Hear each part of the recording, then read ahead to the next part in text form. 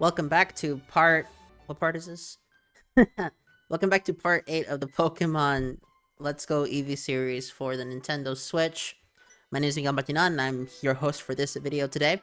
In this video, we go up the Lavender Tower, curate Cubone, and defeat Koga. I believe that's what we do in this episode, I'm not gonna lie. This is one of the things that I don't like about doing post-commentary is that you record the footage and then you take a bit of time to actually commentate over it, and as such you don't remember what you're gonna do.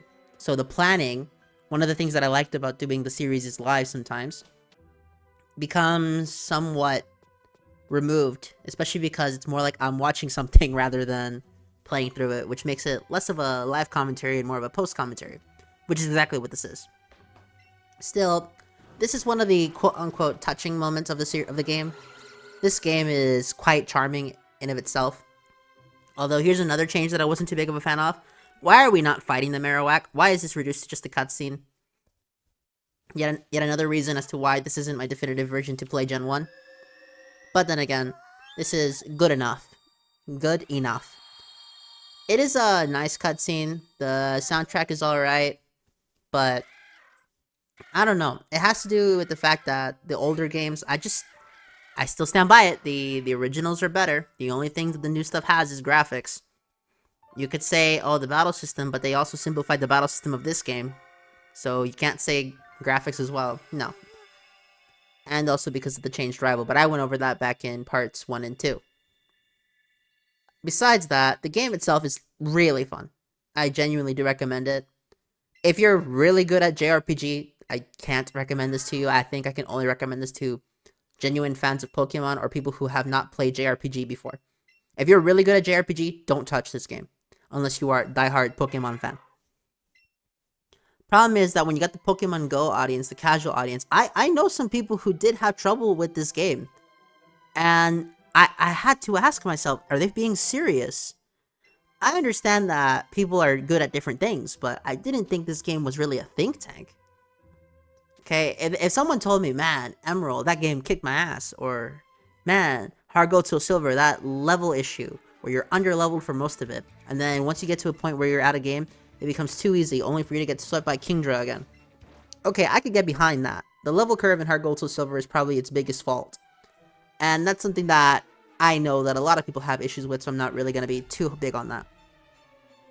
Also, we get to fight Team Rocket again, and we also get to help Mr. Fuji, although he actually claims that he didn't notice Team Rocket's involvement during this tower at all. And admittedly, that's one of those things that, you know, haha, funny writing, he was looking away. But this is another thing that happens when you have more and more detailed graphics in a game, is that it becomes more and more uncanny as things that don't behave like they would in real life behave like they do in a video game. In the case of, if this was just a sprite-based game like Yellow, for example, then him not noticing makes more sense because, well, you stop them there, you just kind of in your mind say, okay, this is a video game. But when the graphics start to look, you know, 3D, like, let's say better than a PS2, then we got some issues with how things are quite noticeable. Very noticeable, actually. Still, the fact that the Jesse and James fight removed the second player is not something I like too much. I know why it happens, it's just, man, could you imagine playing this with some friends and then all of a sudden, oh, I'm sorry, you can't participate in this one because Jesse and James are in it.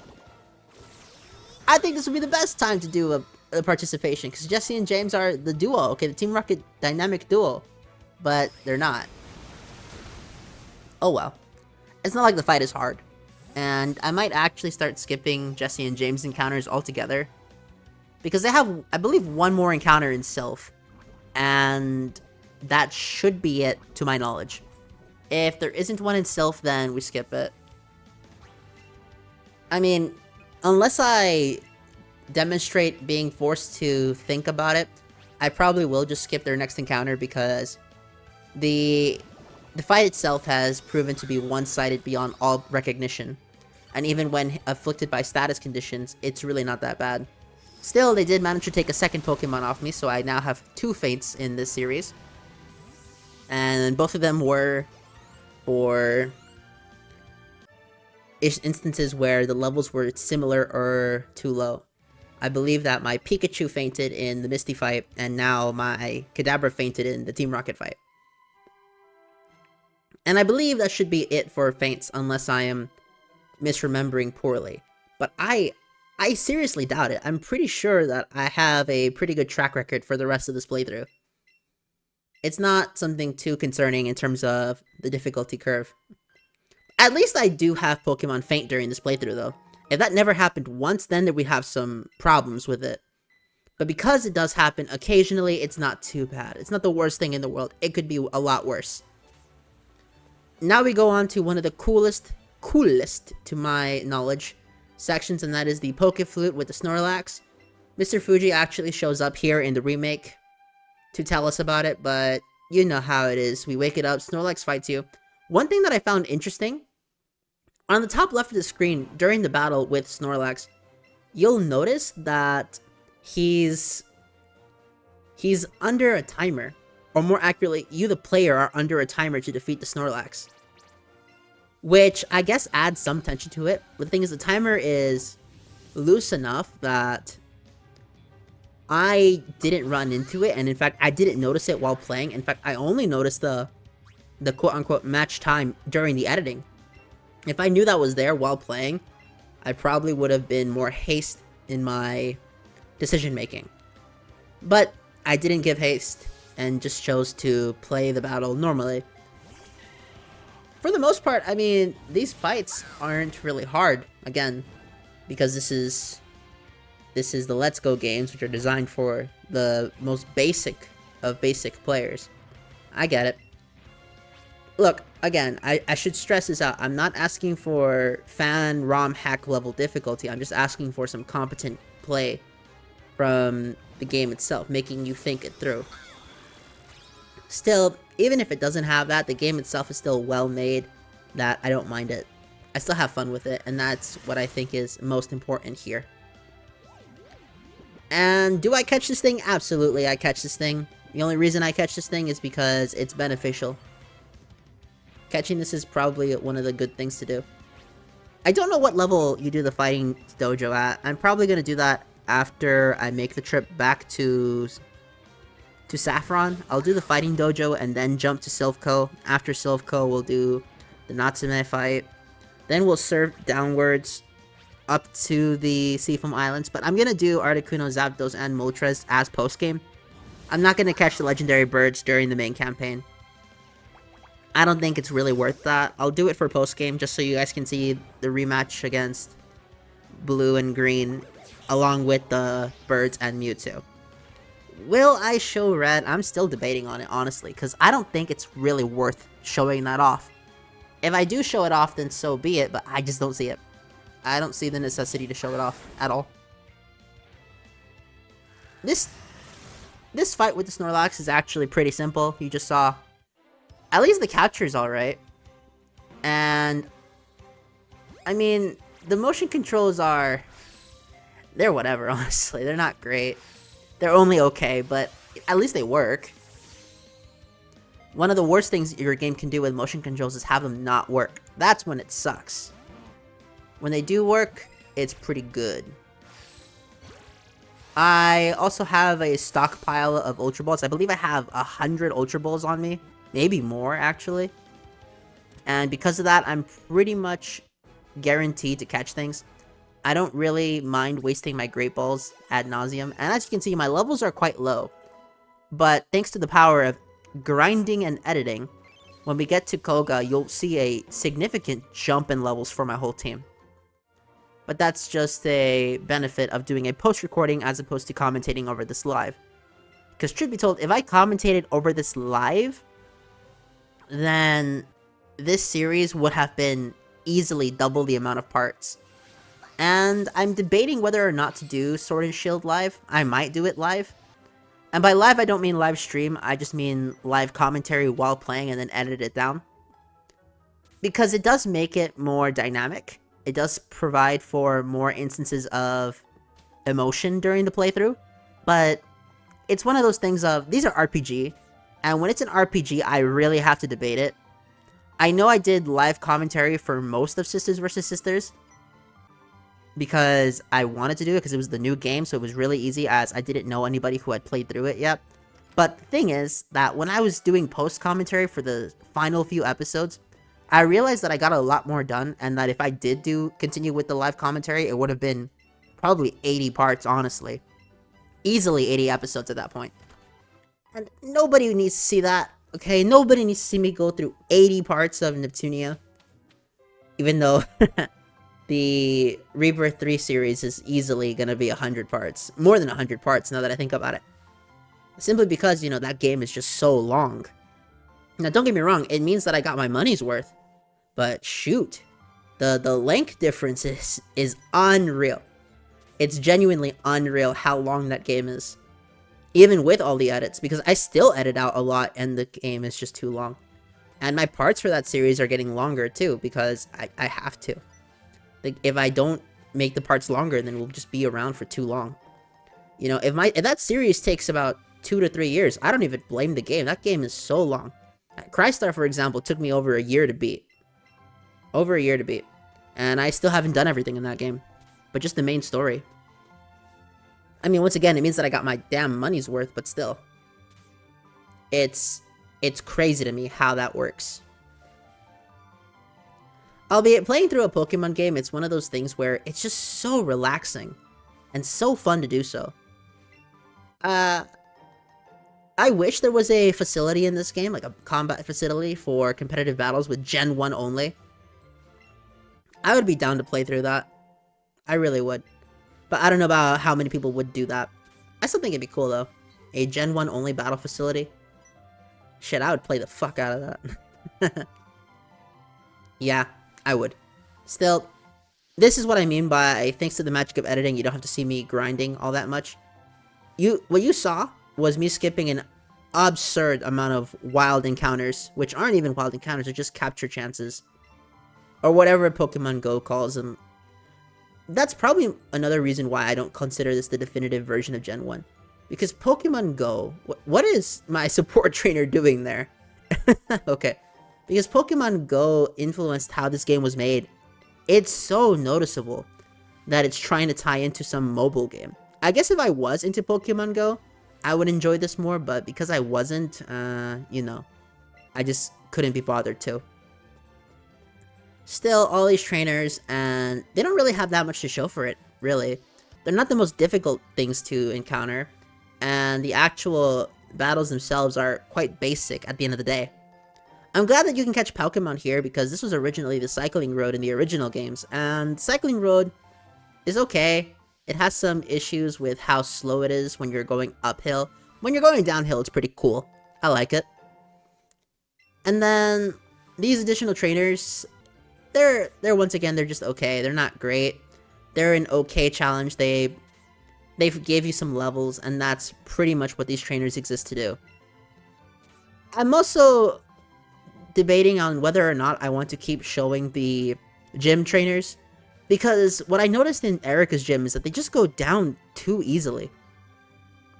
You would think gym trainers would be more of a challenge than the outdoor trainers, but suddenly I don't think so. So for this episode, I'm going to cut out the gym trainers and see how that works. Only showing off Koga in the fight. I'm surprised that they didn't make a reference to Janine. I really am. Maybe they did and I just didn't pay attention, but I'm pretty sure that Janine is completely unmentioned in this. Which wouldn't bother me too much, because it's 3 years before Janine becomes gym leader. Assuming she becomes gym leader at 16, she would be 13. Meaning she would only be 2 years older than our protagonists here, who I believe are 11 in this game. I might be wrong about that. So someone can confirm that for me. I'll be very happy. Still, Venusaur, suck it in, baby. Suck it in. Don't get stuck on that, please. Thank you. I really wish that other games got the follow mechanic done right. I know that other games attempt to do it, but it just doesn't work the same. It's because of how 3D works. I think that if we were still in the panel 2D games, which aren't even 2D games, for example, Gen 4 and 5 are actually completely 3D worlds. But because of the perspective, it doesn't feel like it. It feels like 2D. But no, they're 3D games. Still, because of that, they were still running on a tile system. It was easier to implement the follow Pokemon. And Gen 5 doesn't do it because they were actually in development at the same time as Heart Gold and Soul Silver. Which is why, despite having nearly identical engines in terms of the battle system, the way that the overworld is implemented is different between the two. At this point, I realized that you don't need to see me defeat the 100th Grimer, or the Muck, or the Weezing over and over again. You just need to see it once with the gym leader himself. Otherwise, it gets redundant to the point where even the gym leader is no longer exciting to watch. But when I cut these out and just show off these battles, I think it works. I do think that it works for what the series is trying to do, and that's mostly just a commentary over Let's Go Eevee for the Nintendo Switch. Now here's actually a glitch that, not a glitch, just a slight error that I made during my first playthrough. That, I can't tell you how many times I did that during my first playthrough. It got annoying to the point where it began being frustrating, but it's a case of, it happened once, I'm sure it's happened to other people, let's just show that off because it's kind of funny to poke and laugh at it. It's funny because it's my own mistake. Nothing actually forced me down. It's just one of those things that happens. Oh my goodness, character. Suck it in. Okay. Now we can go fight Kyo. Kyo himself doesn't really have the strongest team. It's okay. Did I call him Kyo? Koga. His name is Koga in the English version. There's so many trainers there. But the fact that they're just standing there completely still really does reach the uncanny valley territory. If they all turned around to watch, that would be different. Also, they don't blink. You ever notice that? Because they don't blink, it becomes somewhat creepy.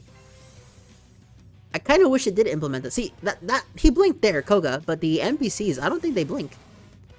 Your trainer character blinks there, but other NPC trainers, I don't think they blink that much at all. Or at all. Still, I'm glad that we're not too over-leveled yet, but we're approaching it. We are approaching becoming significantly over-leveled against the competition. Eventually, we won't be. We'll just be way above the competition, but for now, we're close enough in levels that it might provide a challenge. Still, I know we already out-level Natsume, and we're very close to out-leveling Katsura, because I believe his Arcanine is level 50. So it won't be too big of a challenge there either.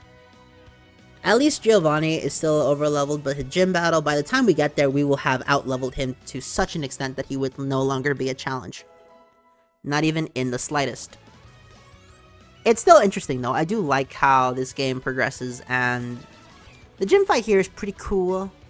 You know, it's not that special, but it does what it needs to do. It's exciting, and it definitely does the job. But also, sometimes you just question how this goes. The Venomoth here is actually a really cute design, and I'm glad that Gen 1 looks so cute, the monsters themselves, when put to 3D. But some of the newer stuff, I don't know, it just doesn't look cute. And because they become so rounded as opposed to sharp in the newer games, it looks off still. For example, that tail on the Kadabra that you see on screen, that looks like something out of early 360, late PS2 era. But in motion, it's really not that noticeable. But the thing is, I'm playing the game docked, so you would think that the boost in fidelity would help, but no. It's still very noticeable that it's not round. I know that it can't be completely round because that's just how these games are programmed. But at least with the Eevee, for example, you have to look closely for it. With Kadabra, it's just noticeable. But maybe it's one of those things where you just look at it too much and it becomes too noticeable. I'm willing to bet that the casual consumer doesn't care about that in the slightest. The fight with Koga itself is really easy. I believe he's actually harder than his original counterpart, but that's not saying too much considering that the original counterpart is still really easy. So this is a case of, okay, they buffed the enemy trainer, but they also made it easier because you are also more buffed thanks to all of the additional abilities you get in this game. But once again, that's an instance of hindsight and just how the game has changed over the years. Could they just do a direct translation of Gen 1? They could, but would it be as well liked? I don't know. I do not know. In my mind, I would love it to death. But I don't know how the typical consumer, or even just the current Pokemon fan base, would look into it.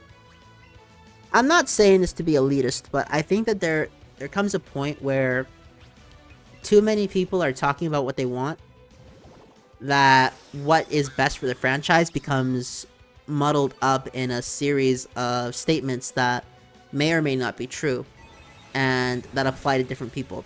Still, Muk is now defeated, so we have defeated Gym Leader Koga. And he pretty much uses the Pokemon that the other trainers in this gym use. So you didn't miss much by me skipping the other trainers in the gym.